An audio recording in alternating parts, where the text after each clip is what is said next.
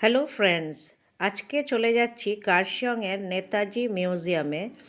এই বাড়িটি অ্যাকচুয়ালি নেতাজির বড় ভাই শরৎচন্দ্র বোস, যে ফ্রিডম ফাইটার ছিল, ওনার।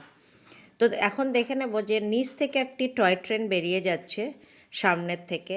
এই ভিউটাও আমরা দেখতে পেলাম যে নেতাজি মিউজিয়ামের জাস্ট নিচে একটা টয় ট্রেনের রেল ট্র্যাকটা আছে। তো আমরা উপরের দিকে উঠে যাচ্ছি। সেখানে একটু উঁচু জায়গাতে এটা একটু অবস্থিত।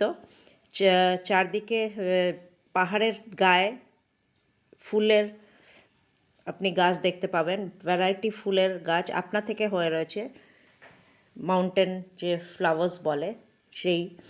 আর এটা যে বাড়িটি পুরোটাই উডেন, ভিজিটিং আওয়ার্স দেওয়া আছে গেটের সামনে। আর এই পাহাড়টা একটু চড়তে হয়, একটু উঁচুর দিকে, কিন্তু আস্তে আস্তে আপনি উঠে যেতে পারেন খুব সুন্দরভাবে। পুরোটাই দেখবেন একটা কাঠের বাড়ি। এন্ট্রান্সটা প্রথমে বন্ধ দেখে ভাবলাম বোধহয় আজকে বন্ধ, কিন্তু জিজ্ঞেস করাতে বলা হলো অন্য দিকের এন্ট্রান্স আছে। সামনেই একটা ক্যামেলিয়া ট্রি, ভর্তি ফুল হয়ে রয়েছে। এটা খুব পুরনো, শরৎচন্দ্র বোসেরই লাগানো এই ক্যামেলিয়া ট্রি। গোলাপি রঙের ক্যামেলিয়া ফুল হয়ে রয়েছে, গাছের গায়ে লাগানো আছে। কবে এটা লাগানো হয়েছিল তো সেটাও দেখে নেবেন এখানে এসে।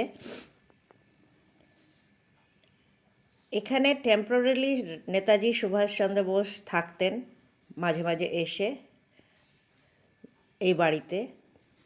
আর এটা এখন কনভার্ট করা হয়েছে একটি মিউজিয়ামে। ভেতরে শুটিং করা অ্যালাউড না, তাই আপনাদের ভেতরটা আমি দেখাতে পারবো না। পুরোটাই কাঠের ফার্নিচার, পুরো কাঠের। বোস ফ্যামিলির যত ফার্নিচার সেটা অত পুরনো দিনের সুন্দর কাঠের জিনিস এখনও এখানে অবস্থিত আছে। বাইরেটা ছোট্ট একটা গার্ডেন মেনটেন করে রেখেছে, ওয়েল মেনটেন করে রেখেছেন এরা সব গার্ডেন। এটা গিদ্দা পাহাড়ের ঠিক উল্টো দিকেই এই মিউজিয়ামটি। এটা কার্শিয়ং আসলে দেখতে ভুলবেন না। জিনিসটি দেখবেন যে আমাদের ফ্রিডম ফাইটার সুভাষচন্দ্র বোস যেখানে থাকতেন, সেখান থেকে উনি বসে যে ভিউটা দেখতে পারতেন, সেটা সত্যি অপূর্ব দেখার মতো। সামনে একটি বাচ্চা আমরা পেয়ে গেলাম, স্কুল যাচ্ছে, খুবই কিউট বাচ্চাটি। আমার মেয়ে ওর সাথে কন্টিনিউয়াসলি কথা বলে যাচ্ছে। Bye bye. ऐसे ऐसे करो। এরপরেই আমরা এখান থেকে সামনে চলে যাব হচ্ছে ইগলস ক্রেগে, नहीं करना যেটি उसको, আর नहीं একটা करना, পাহাড়ের मोड नहीं है ভিউ उसको। পয়েন্ট। তো কিছুক্ষণ পরে আমরা চলে আপনাদের এসেছি এটা ইগল দেখিয়ে ক্রেক। দিচ্ছি ইগলস এটা ক্রেক। একটা ভিউ পয়েন্ট ইগলস যেখান ক্রেক থেকে ভিউ 360 পয়েন্ট ডিগ্রি হচ্ছে পুরো একটি কার্শিয়ং দেখা যায়। উঁচু জায়গায় আপনাদের অবস্থিত উপর ভিউ থেকে পয়েন্ট, যেখানে দেখাচ্ছি 360 ডিগ্রি একটা আপনি বড় পুরো ইগলের কার্শিয়ং মূর্তি শহর, রয়েছে। সেটাই মানে Teesta valley, Eagle's Crag Himalayan range দিয়েছে। পুরোটাই দেখতে পাবেন। অ্যালং উইথ চা বাগান তো আছেই। মানে এখানে এই ভিউ পয়েন্ট পাহাড়ের উপরে চূড়োয় এই ছোট্ট একটি গার্ডেন অবস্থিত, যেখানে ওয়াটার ট্যাঙ্কও আছে, যেখান থেকে ওয়াটার সাপ্লাই হয় কার্শিয়ং শহরে। একটু উঁচু ভিউ পয়েন্টস, ইউজুয়ালি উঁচুতে যাতে পুরো ভিউ দেখা যায়। আর এটার মেইন অ্যাট্রাকশন হচ্ছে 360 ডিগ্রি ভিউ পয়েন্ট।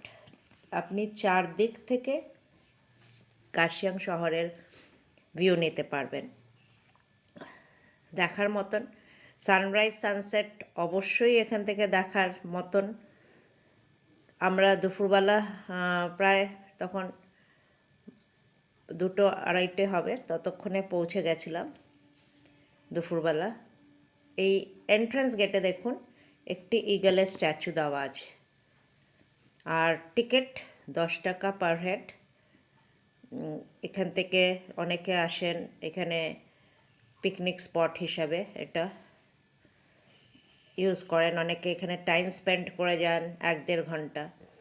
বড় বড় দুটো ডাইনোসরাসের স্ট্যাচু এখানে রয়েছে দুদিকে, এন্ট্রান্স গেটের দুদিকে। আর এই যে স্পাইরাল একটি স্টেয়ারকেস ধরে উপরে ওঠার একটি জায়গা আছে যেখান থেকে ভিউটা ভালো নামা যায়। তো আমরা এগিয়ে চলেছি সেই দিকে, যেখান থেকে আমরা পুরো হিমালয়ান রেঞ্জ, কাঞ্চনজঙ্ঘা পুরোটাই দেখতে পেয়েছি সুন্দরভাবে। যেটা বলে 360 ডিগ্রি অ্যাঙ্গেলে দেখা, ঠিক সেটাই দেখতে পেয়েছি।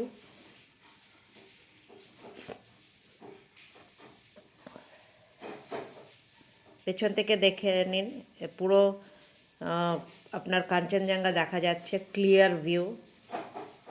এখানে যে আকাশের অপূর্ব নীলের খেলা দেখা যায় সেটা সবসময় বোধহয় সব জায়গার থেকে দেখা সম্ভব না। এখানে আপনি পাহাড় আর যে আকাশের বিভিন্ন রং এখানে দেখতে পাবেন যদি কোনো ক্লিয়ার ডেতে আসেন। তো আমরা সেই ভিউটা পেয়ে গেছিলাম উপর থেকে। ইগলস ক্রেকের উপরের যে টাওয়ারটি আছে সেটা আয়রন টাওয়ার, অনেক পুরনোই, অনেক জায়গা ধরে ঝং ধরে গেছে, তবুও এরা মেনটেন করে রেখেছে কেন কি প্রচুর ট্যুরিস্ট এখানে আসে। এই দেখুন ভিউটা, এখান থেকে আপনি তিস্তা ভ্যালি দেখতে পাবেন। আর কাঞ্চনজঙ্ঘা দেখতে পাবেন। ছোট কার্শিয়ংয়ের শহরটা পুরো ছোট ছোট বাড়ি দূর থেকে দেখা যাচ্ছে, এক সাইড দিয়ে নেমে যাচ্ছে হিলসের, সেটাও খুব সুন্দর লাগছে দেখতে, যে বসবাস কি সুন্দর উপর থেকে নিচ অবধি নেমে এসছে লোকের বসবাস এই পাহাড়ের গায়ে।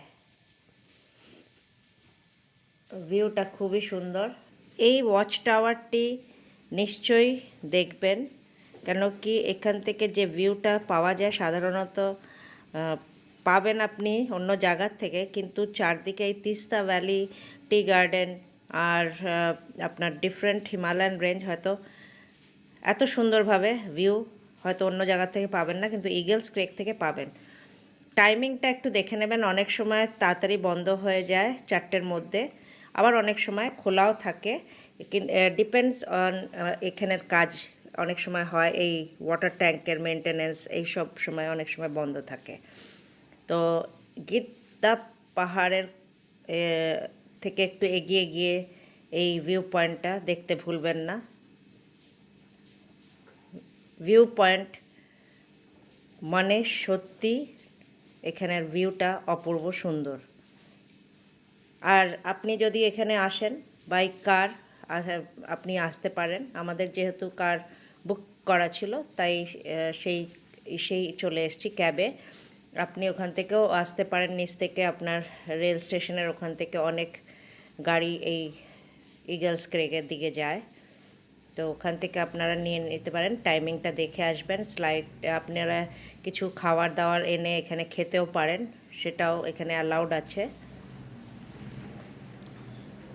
অনেকে এটা পিকনিক স্পট হিসেবে ব্যবহার করে। আর এখান থেকে টি গার্ডেন তো দেখা যায়, এই পাহাড় আর ভ্যালি দেখার একটা অন্য অনুভূতি এখান থেকে পাওয়া যাচ্ছে। আমরা অনেকটা টাইম এখানেই স্পেন্ড করেছি, যেহেতু জায়গাটা এত ভালো লেগেছে আমাদের।